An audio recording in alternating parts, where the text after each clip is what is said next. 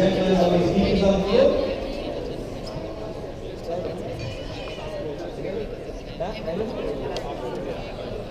All right, one more round of thumbs. Refs, timekeeper. All right, we're going to St. Thomas in 3, 2, 1, go. All right, flip for blue, flip for red. Second flip for blue, doesn't quite make it. Red, trying again, but kind of knocking it off. 89-4 and Thomas getting that. Oh, actually, that's an arrow blue line. That's right. They did the tech was red and changed it to blue. Red on this side, 10-298, getting both Eagles to be red as well. And knocking off the cap ball and we're parking on that second vortex. 3 seconds left.